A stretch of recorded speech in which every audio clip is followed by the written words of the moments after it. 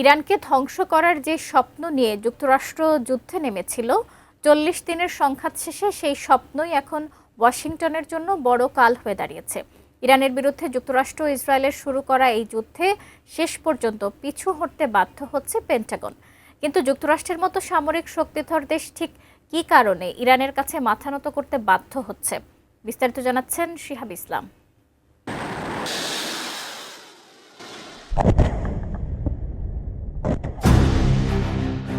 ইরানকে সামরিকভাবে কোণঠাসা করা এবং তেহরানে মার্কিন অনুগত সরকার প্রতিষ্ঠার লক্ষ্য নিয়েই গত ২৮ ফেব্রুয়ারি বড় ধরনের যৌথ হামলা চালিয়েছে যুক্তরাষ্ট্র ও ইসরায়েল।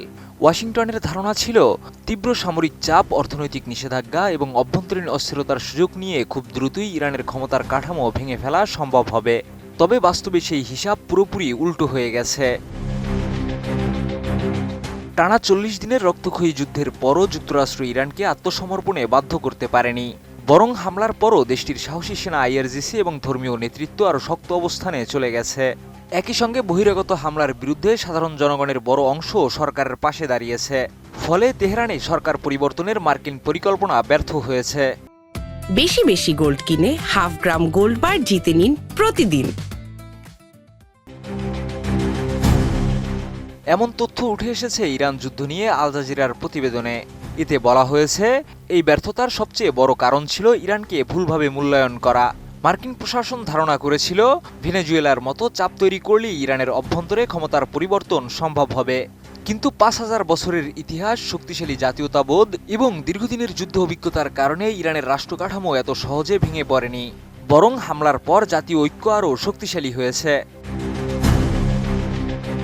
এছাড়া যুক্তরাষ্ট্রের জন্য আরেকটি বড় ধাক্কা এসেছে সামরিক প্রযুক্তির ক্ষেত্রে। দীর্ঘ ৪০ বছরের নিষেধাজ্ঞার মধ্যেও ইরান নিজস্ব ব্যালিস্টিক মিসাইল, ড্রোন এবং প্রতিরক্ষা শিল্প গড়ে তুলেছে।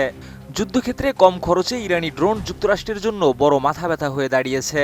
কারণ ইরানের একটি ড্রোন তৈরিতে যেখানে খরচ হয় মাত্র $২০,০০০, সেখানে সেটি ভূপাতিত করতে মার্কিন ইন্টারসেপ্টর মিসাইলে ব্যয় হচ্ছে প্রায় $৪০ লাখ। এই অসমব্যয় দীর্ঘমেয়াদী যুদ্ধ ওয়াশিংটনের জন্য অত্যন্ত ব্যয়বহুল করে তুলেছে। এদিকে যুদ্ধের সিদ্ধান্ত নিয়ে উঠছে বড় প্রশ্ন। মার্কিন প্রশাসনের দাবি, জাতীয় নিরাপত্তা কাঠামোর পূর্ণ মূল্যায়ন ছাড়াই ট্রাম্পের ঘনিষ্ঠ একটি ছোট গোষ্ঠী এই হামলার সিদ্ধান্ত নেয়। এতে যুক্তরাষ্ট্রের অনেক নিরাপত্তা বিশেষজ্ঞ এবং কূটনৈতিক মহলেও অসন্তোষ তৈরি হয়েছে।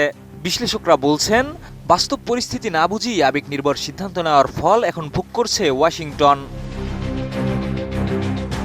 এছাড়া পরিস্থিতি আরও জটিল হয়ে উঠেছে মধ্যপ্রাচ্যের জ্বালানি নিরাপত্তা ঘিরে। কারণ যুদ্ধ দীর্ঘায়িত হলে হরমুজ প্রণালী, তেল ও গ্যাস স্থাপনা এবং পানি শোধন অবকাঠামো বড় ধরনের ঝুঁকিতে পড়তে পারে। এতে বিশ্ববাজারে নতুন অর্থনৈতিক সংকট তৈরি হওয়ার আশঙ্কাও বাড়ছে।